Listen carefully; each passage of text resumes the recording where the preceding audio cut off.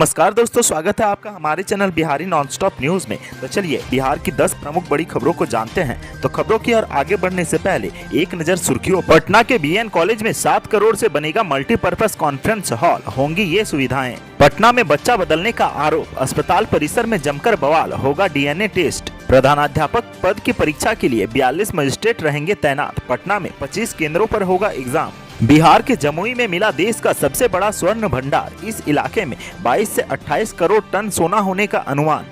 मतदाता सूची में नाम जुड़वाने का आज से मौका, अपने वोटर कार्ड के लिए ऐसे करें अप्लाई। अगस्त के पहले हफ्ते से शुरू होगी 7वें फेज की शिक्षक बहाली, 6ठे फेज के अभ्यर्थियों को मिलेगा मौका। अब प्रवासी बिहारी मजदूरों के लिए शुरू होगा लेबर लाइन, राजस्थान के तर्ज पर 24 घंटे काम करेगा कॉल सेंटर। बिहार में पक्का मकान और गाड़ी रखने वाले लोगों को नहीं मिलेगा राशन, सरकार ने कर ली तैयारी। डीएम ने लगा दी शिक्षकों की क्लास, आसान सवाल का भी जवाब नहीं दे सके मास्टर साहब।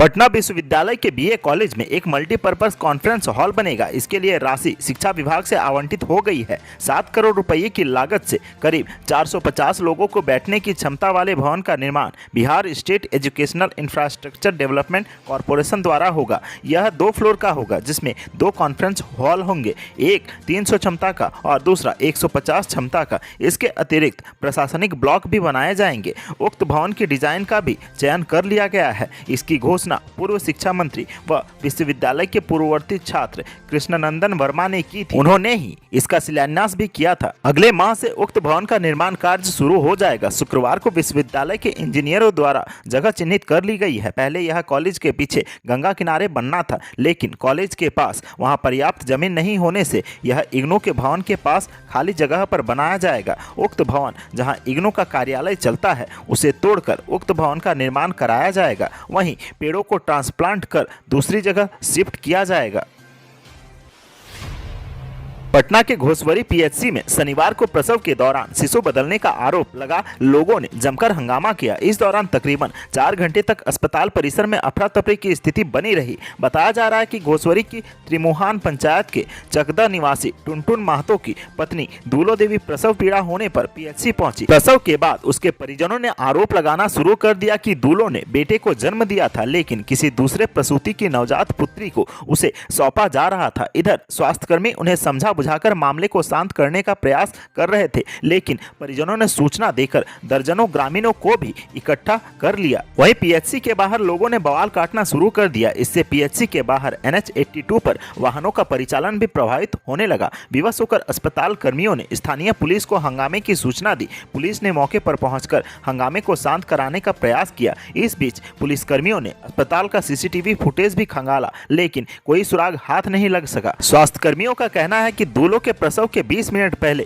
सम्यागढ़ के लक्ष्मीपुर की महिला प्रेमलता ने बेटे को जन्म दिया था। कम अंतराल में दोनों के प्रसव को लेकर दूलो के परिजनों को बेटा पैदा होने की गलतफहमी हो गई है, जबकि प्रसूता दूलो का कहना था कि प्रसव के बाद उसकी सास चाय लाने अस्पताल से बाहर गई। इस बीच नवजात को बदल दिया गया। घंटों मशक्कत के बाद हंगामा कर रहे लोगों को पीएचसी से वापस कराया गया।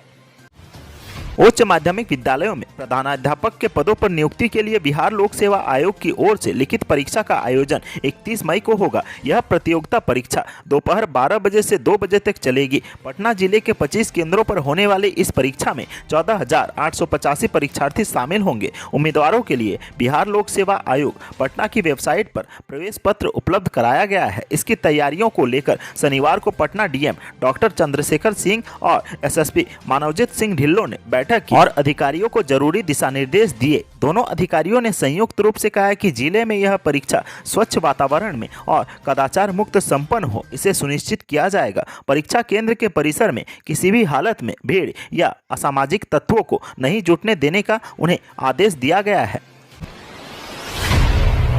जमुई जिले में देश के सबसे बड़े स्वर्ण भंडार को खोजने की प्रक्रिया जल्द ही शुरू की जाएगी। एक वरिष्ठ अधिकारी ने शनिवार को यह जानकारी दी। भारतीय भूवैज्ञानिक सर्वेक्षण के एक सर्वेक्षण के अनुसार जिले में 37.6 टन खनिज युक्त अयस्क समेत लगभग 22.28 करोड़ टन सोने का भंडार मौजूद है। अतिरिक्त मुख्य सचिव सखान आयुक्त हरजोत कौर बमरा ने बताया कि राज्य का खान और भूतत्व विभाग जमुई में सोने के भंडार की खोज के लिए GSI और राष्ट्रीय खनिज विकास निगम निगम सहित अन्वेषण में लगी अन्य एजेंसियों के साथ परामर्श कर रहा है। उन्होंने बताया कि जीएसआई के निष्कर्षों का विश्लेषण करने के बाद परामर्श प्रक्रिया शुरू की जाएगी। सर्वेक्षण में जमुई जिले के करमटिया, झाझा और सोनो जैसे क्षेत्रों में सोने की मौजूदगी का संकेत मिला था। जानकारी के अनुसार गया और औरंगाबाद जिले के सीमा पर मदनपुर प्रखंड के डेंजना और आसपास के इलाकों में करीब 8 वर्ग किलोमीटर क्षेत्र में निकिल पाया गया है। इसका इस्तेमाल हवाई जहाज और मोबाइल में बड़े स्तर पर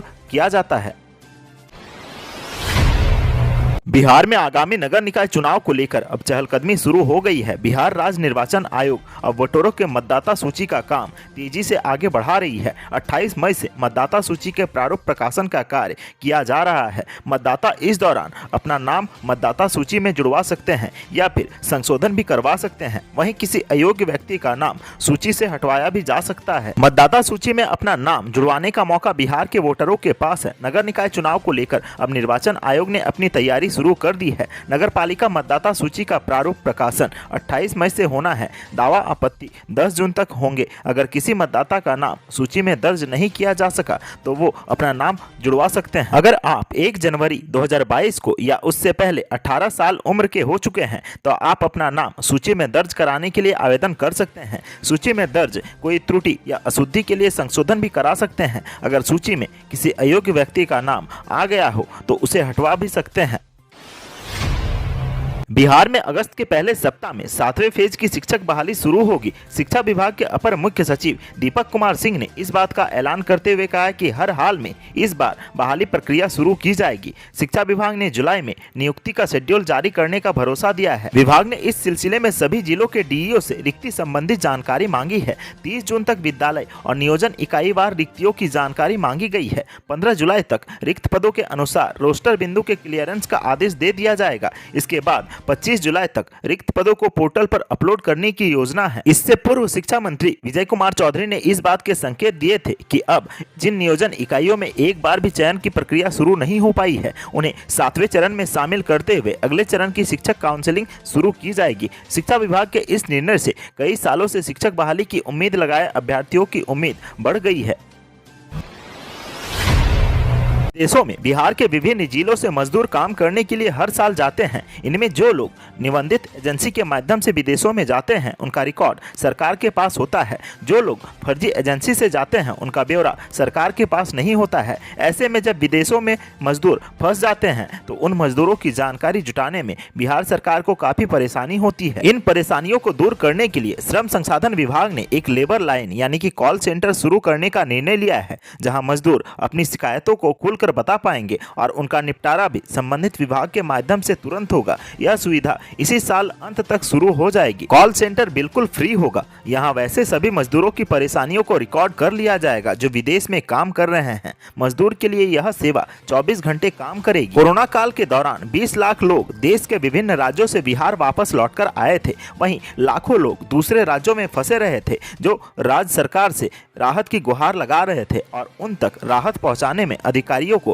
काफी मेहनत करनी पड़ी थी। विभाग देश के विभिन्न राज्यों में रहने वालों के लिए भी अलग से टोल फ्री नंबर तैयार करेगा।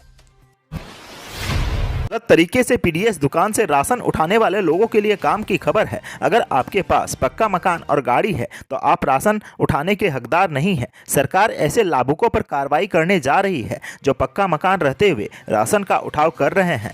इसको लेकर पंचायती राज विभाग ने सभी तैयारियां पूरी कर ली है। पंचायत स्तर पर ऐसे लाभुकों को चिन्हित किया जा रहा है जो गलत तरीके से राशन उठा रहे हैं। बिहार सरकार के पंचायती राज मंत्री सम्राट चौधरी ने कहा कि वैसे लोगों को चिन्हित किया जा रहा है जिसके पास पक्का मकान है, गाड़ी और घर में सभी सुख सुविधाएं रहने के बावजूद गरीबों को राशन का गलत तरीके से उठाव कर रहे हैं। ऐसे लाभुकों का राशन कार्ड रद्द करने के साथ ही उनके खिलाफ सख्त कार्रवाई की जाएगी। इसको लेकर सभी प्रखंडों में समीक्षा चल रही है। इसको लेकर खाद्य एवं उपभोक्ता संरक्षण विभाग फिलहाल ऐसे लाभुकों पर कार्रवाई कर रही है जिनमें त्रुटियां पाई गई है।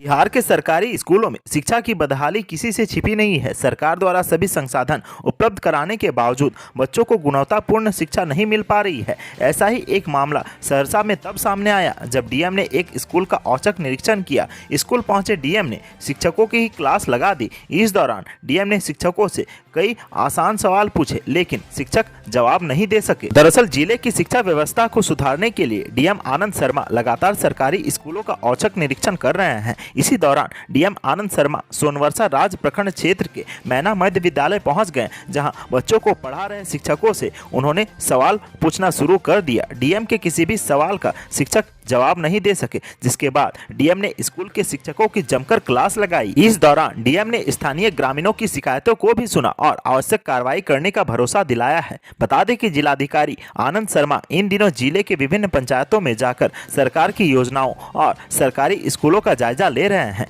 जिलाधिकारी के इस प्रयास की खूब सराहना भी हो रही है।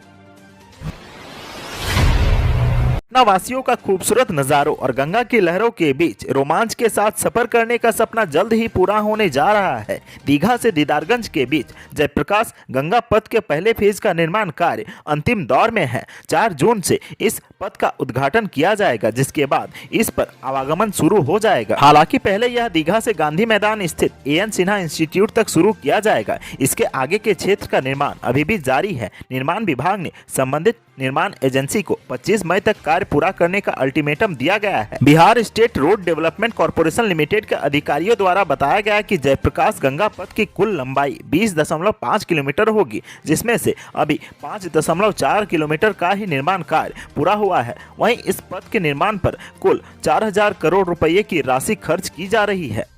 आज के सुर्खियों में बस इतना ही। बिहार से जुड़ी खबरों के लिए सब्सक्राइब करें हमारे चैनल को और साथ ही साथ फेसबुक और इंस्टाग्राम में हमें फॉलो करना ना भूलें। धन्यवाद।